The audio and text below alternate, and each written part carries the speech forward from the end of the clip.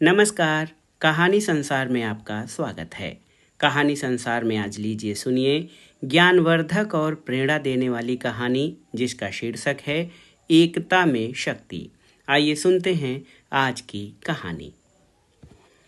किसी गांव में एक किसान रहता था। उसके 4 पुत्र थे। किसान बहुत ही मेहनती था। यही कारण था कि उसके सभी पुत्र भी अपने हर काम को पूरी मेहनत और ईमानदारी से किया करते थे। लेकिन परेशानी ये थी कि किसान के सभी पुत्रों की आपस में बिल्कुल भी नहीं बनती थी। वो सभी छोटी छोटी बातों पर आपस में लड़ते झगड़ते रहते थे।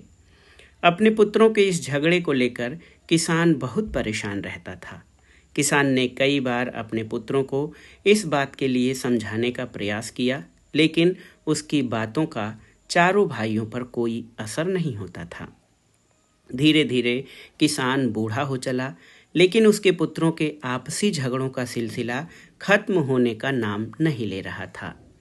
ऐसे में एक दिन किसान ने एक तरकीब निकाली और पुत्रों के झगड़े की इस आदत को दूर करने का मन बनाया। उसने अपने सभी पुत्रों को आवाज़ लगाई और अपने पास बुलाया। किसान की आवाज़ सुनते ही सभी पुत्र अपने पिता के पास पहुंच गए।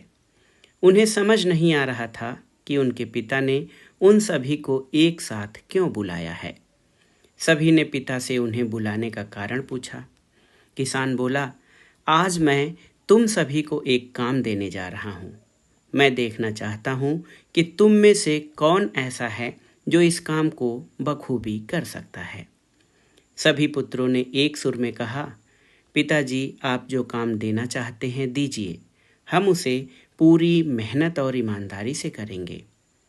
बच्चों के मुंह से ये बात सुनकर किसान ने अपने बड़े बेटे से कहा, जाओ और बाहर से कुछ लकड़ियां उठा कर लाओ। किसान ने अपने दूसरे बेटे से एक रस्सी लाने को कहा। पिता के बोलते ही बड़ा बेटा लकड़ियां लाने चला गया और दूसरा बेटा रस्सी लाने के लिए बाहर की ओर दौड़ा। थोड़ी देर बाद दोनों बेटे वापस आए और पिता को लकड़ियां और रस्सी दी। अब किसान ने अपने बेटों से कहा कि इन सभी लकड़ियों को रस्सी से बांधकर उनका गट्ठर बना दें। पिता के इस आदेश का पालन करते हुए बड़े बेटे ने सभी लकड़ियों को आपस में बांधकर गट्ठर बना दिया। गट्ठर तैयार होने के बाद बड़े बेटे ने किसान से पूछा, पिताजी, अब हमें क्या करना है?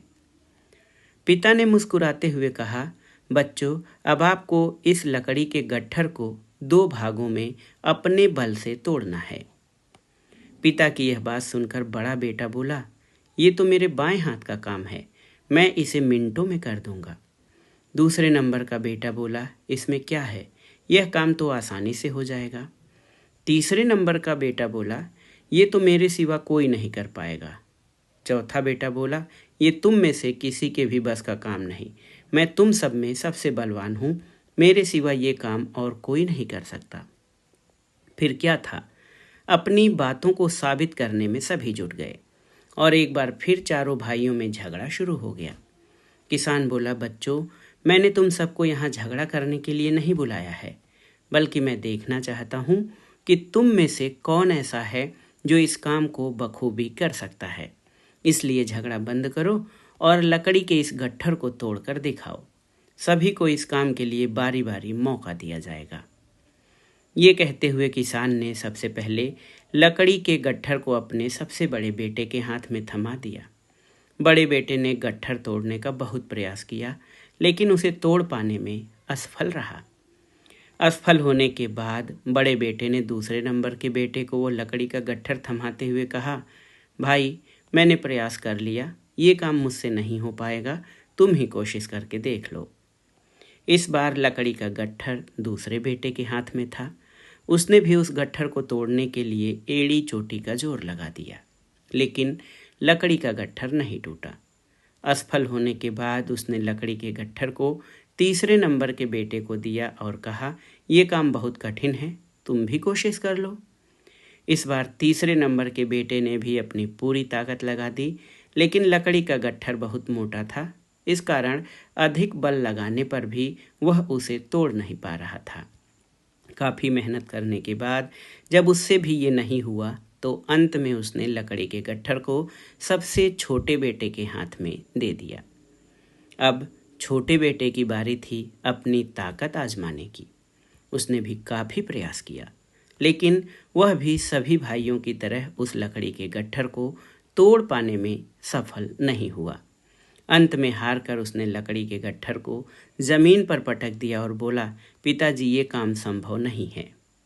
किसान बोला, बच्चों अब आप इस गट्ठर को खोलकर इसकी लकड़ियों को अलग अलग कर लो और फिर उसे तोड़ने का प्रयास करो। चारों भाइयों ने ऐसा ही किया। इस बार सभी ने एक एक लकड़ी अपने हाथों में ली और आसानी से उसे तोड़ दिया। किसान बोला, बच्चों आप चारों भी इन्हीं लकड़ियों के समान हो।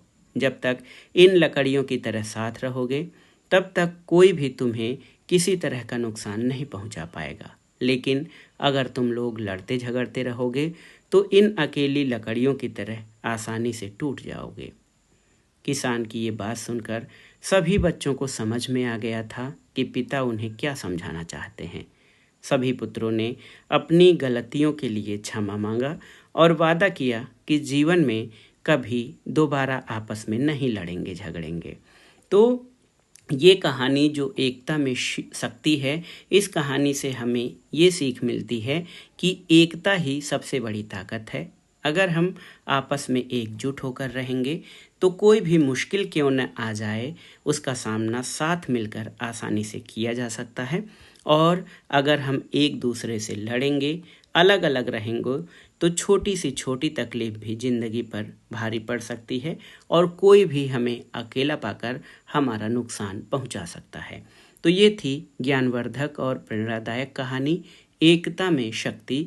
ये कहानी आपको कैसी लगी हमें कमेंट बॉक्स में ज़रूर बताइएगा। कहानी सुनने के लिए धन्यवाद। नमस्कार।